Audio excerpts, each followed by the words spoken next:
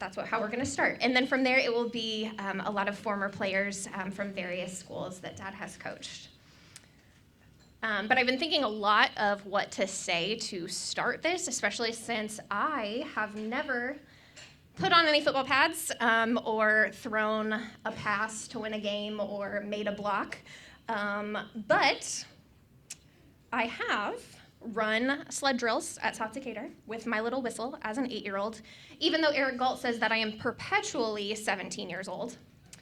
I have spent countless hours watching film and live games, countless hours whether I wanted to watch those films or not. I have fixed an obscene number of face masks, both on the sidelines and at practice, and I can do it in a minute flat. I know concussion protocol like the back of my hand, and I know how to properly disinfect any surface, and that was even before there was a global pandemic. I have an organizational system for everything, even if that organizational system is like my father's, where it is just piles and piles and piles of things, but I know exactly what is in each and every single one of those piles. And I can still read my dad's mind for what equipment is going to be needed based on weather patterns and what the practice schedule is for the day. My dad has been coaching since 1982.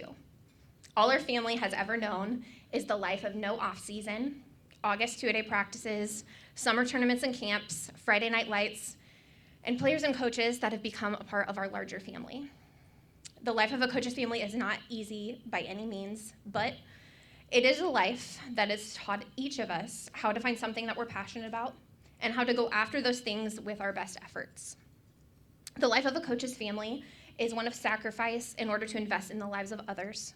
And those sacrifices have brought us some of the greatest people who continue to support and love our family to this day. And we see that in each and every one of you. We continue to choose those sacrifices even though they are not easy, because we have come to see time and time again the good that comes from those efforts. My dad's goal for every program has been to turn around teams that have had losing seasons and turn them into winning programs.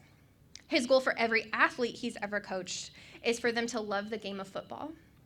But beyond that goal, Dad's goal has always been for each player to know that he is in their corner and that he cares about them, even after they take their pads off for the final time.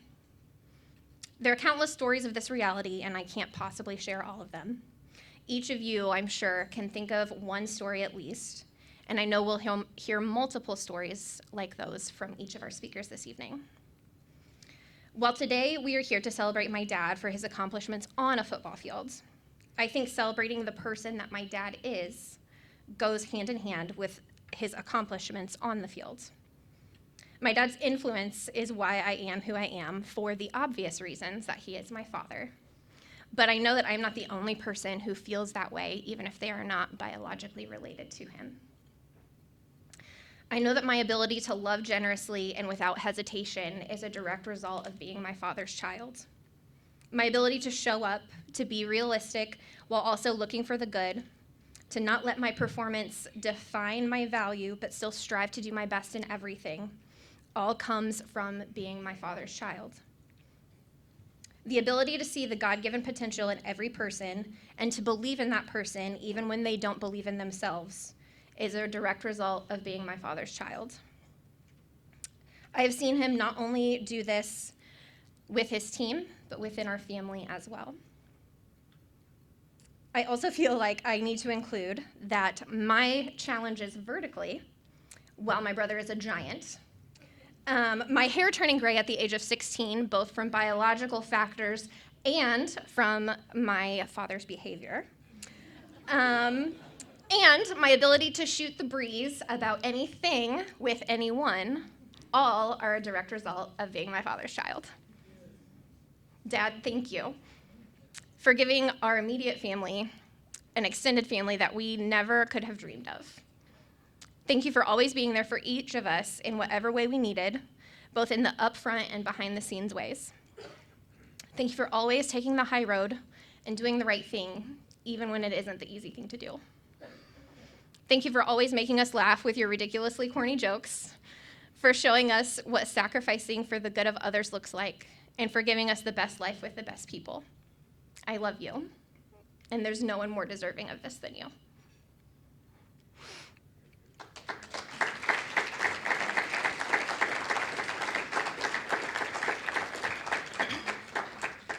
As we continue on this evening, there are a number of former players that will be speaking on behalf of my father.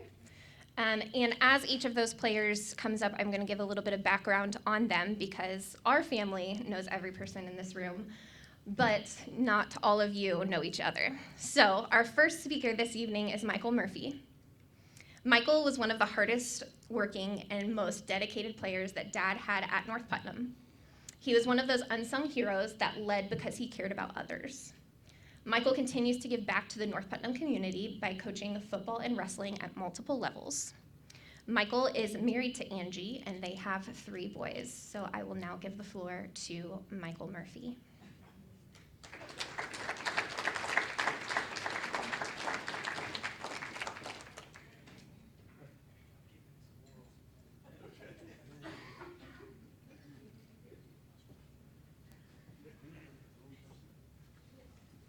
I'm bringing moral support with me up here.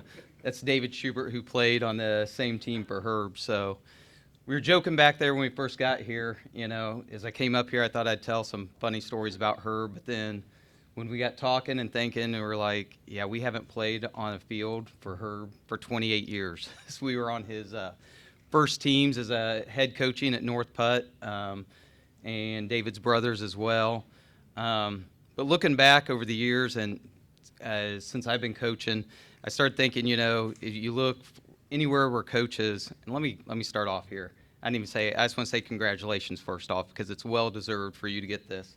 But thinking back, you know, every program coach has been in has been a successful program, and it's been one he built. And looking back from when he came to North Putt, Dave and I were both 7th graders there starting in the program, but Herb was involved with the middle school, the high school, and he's got a candid way of getting you to buy into his program, getting you to believe in what he believes and go after it. And back then we didn't have all the summer practices, things like that, but Herb put that belief in our head. You could better be in the weight room all summer long, and you better be conditioning, and you better be there. Getting us to believe, he took, heck, I'm the midget up here right now, took at me, letting me play linebacker. But I remember countless hours going to him just to ask, how can I play? You know, how can I get better? What is it going to take for me to start in high school and be a player?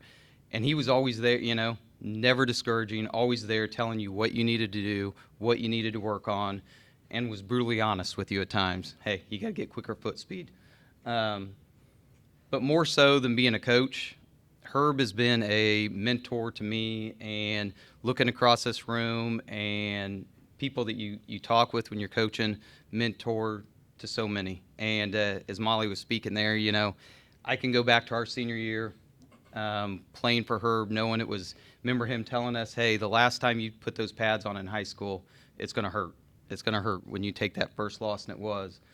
But I jumped a few months forward after that, you know, I'm done playing. My season's over in high school, done playing.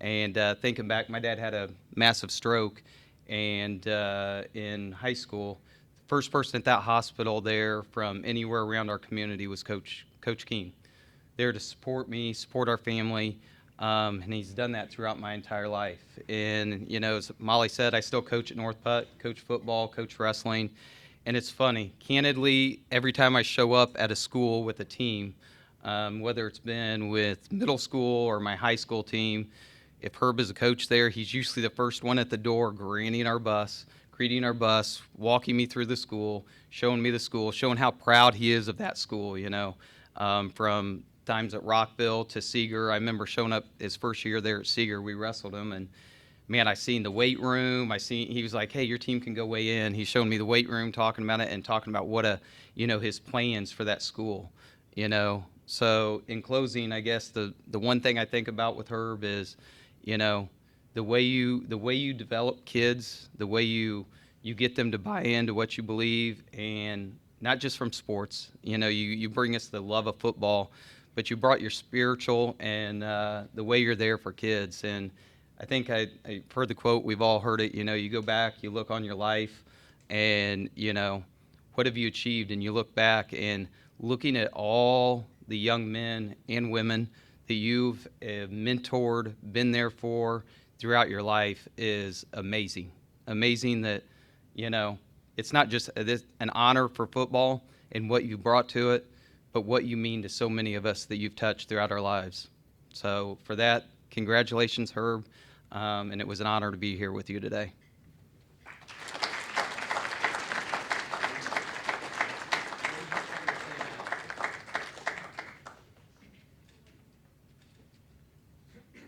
Thank you, Michael. Our next speaker is Cody Galt.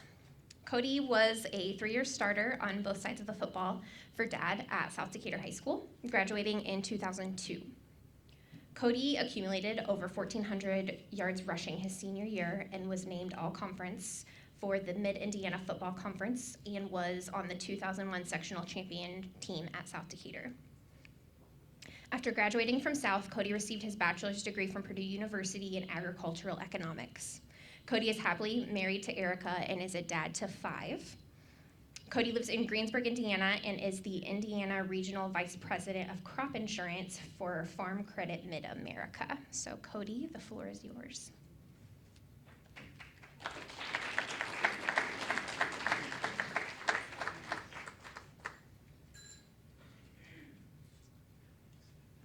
Thank you, Molly.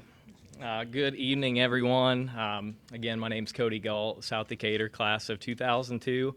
Very thankful and grateful to be here tonight. And I, like Molly, I thought a lot about this speaking engagement, about what I was going